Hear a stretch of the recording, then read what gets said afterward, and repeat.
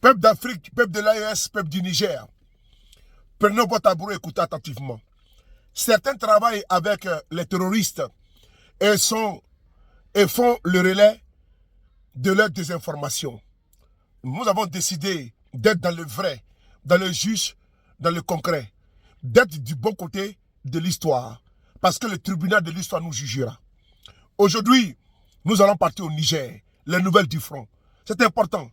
Il faille que, à chaque fois, nos vaillants combattants de l'AES, Niger, Mali, Burkina, quand ces combattants font un travail extraordinaire, il faut que nous restituions ce qu'ils font sur le terrain. Parce que les chaînes de télévision nationales relaient les informations et nous sommes en droit également de relayer l'information par derrière. C'est pour ça, aujourd'hui, on va aller entendre et voir vous-même les nouvelles du front au niveau du Niger. C'est important, partagez la vidéo. Merci beaucoup à vous. Au Niger, le bulletin d'information des forces de défense et de sécurité revient sur les interventions des FDS dans la sécurisation du territoire nigérien entre le 28 et le 31 juillet 2024.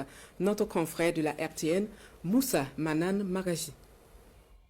Grâce à la franche coopération des populations civiles animées d'un profond patriotisme, les agents des forces de défense et de sécurité maintiennent une posture ferme dans la lutte contre le terrorisme, le banditisme et les infractions connexes. Au cours des derniers jours de juillet 2024, les opérations menées à travers le territoire ont permis de maintenir la situation sécuritaire du pays sous contrôle.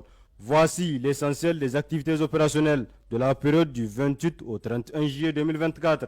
Dans la région de Tillabéri, dans le cadre de l'opération Al-Mahaou, les patrouilles ont été intensifiées dans toute la zone.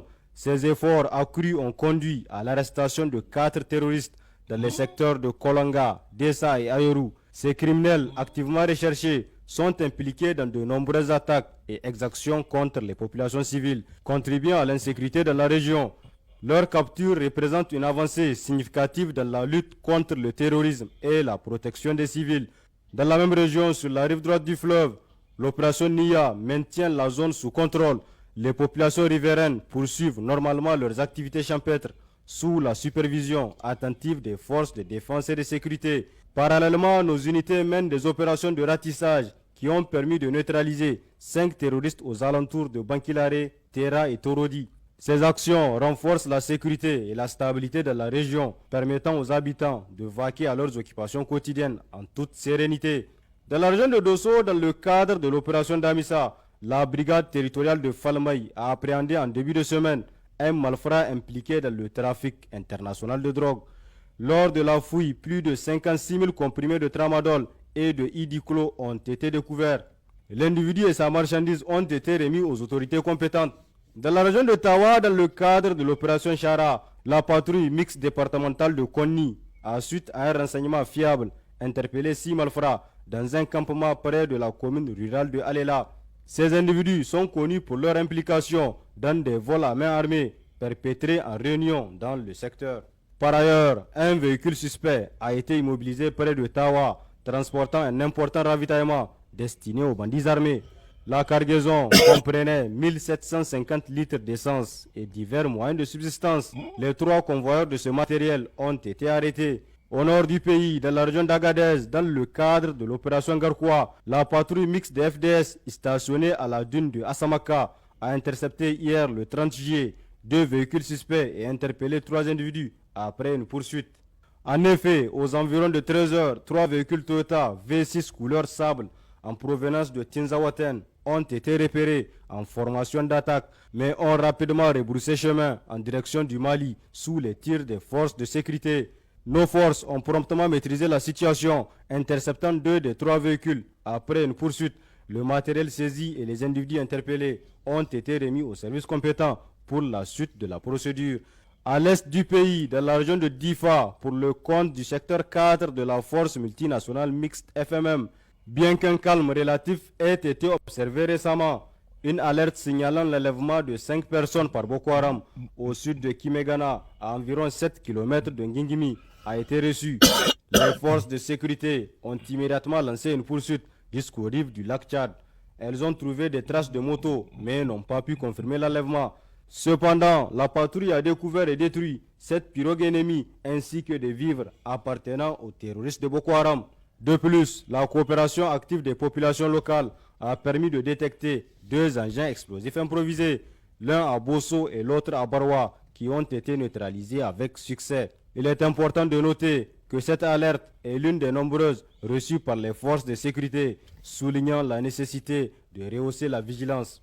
Les forces de défense et de sécurité expriment leur gratitude envers les populations pour leur coopération précieuse et les encouragent à continuer dans cette lancée. Ensemble, il est possible de purifier la zone et de la débarrasser de toute forme d'insécurité, créant ainsi un environnement plus sûr et stable pour tous. Sur un autre registre, le service central de lutte contre le terrorisme et la criminalité transnationale organisée a intensifié ses efforts, procédant à l'arrestation de 43 individus affiliés à des groupes armés terroristes au cours de la semaine écoulée. Ces arrestations marquent une avancée significative dans la lutte contre le terrorisme, réduisant ainsi la capacité opérationnelle de ces groupes nuisibles.